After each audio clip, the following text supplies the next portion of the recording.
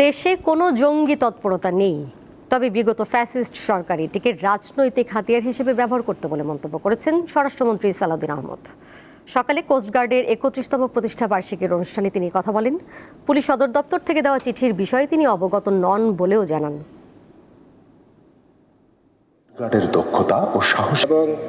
রাজধানীর আগারগাঁওয়ে মঙ্গলবার কোস্টগার্ড সদর দপ্তরে বাহিনীর ৩১তম প্রতিষ্ঠা বার্ষিকী উদযাপন করা হয়।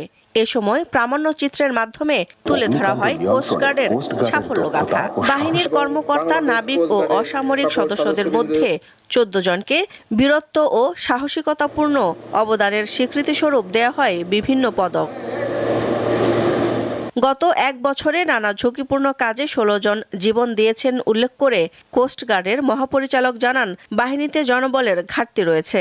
ব্লু ইকোনমির সার্বিক কার্যক্রমে ও পরিবেশ সংরক্ষণে নিয়মিত টহল এবং আইন প্রয়োগের মাধ্যমে দেশের সামুদ্রিক স্বার্থ সুরক্ষায় এ বাহিনী অবিচলভাবে কাজ করে যাচ্ছে। স্বরাষ্ট্রমন্ত্রী বলেন, পুলিশ সদর দপ্তর থেকে দেওয়া চিঠির বিষয়ে তিনি কিছু জানেন না।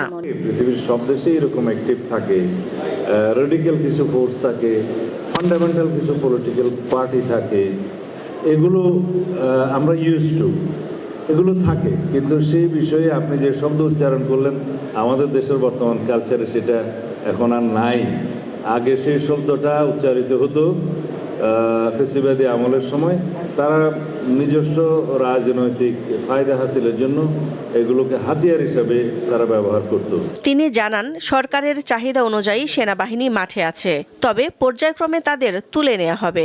যে ডিপ্লয়মেন্টটা হয়েছে ২০ আগস্টের পরে আইন শৃঙ্খলাকে সমুন্নত রাখার জন্য, জনগণের নিরাপত্তার জন্য, সেটা অনেকাংশে এখন সীমিত এবং উইথড্রয়াল করা হয়েছে। এটা গ্রাজুয়ালি উইথড্র করা হচ্ছে, খুব শিগগিরই সেটা পুরোটাই উইথড্রয়াল হবে।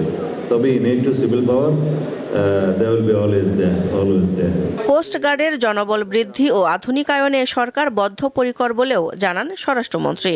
আরও বেশি উন্নত, সমৃদ্ধ। দিলশা দানি, দীপ্ত সংবাদ, ঢাকা।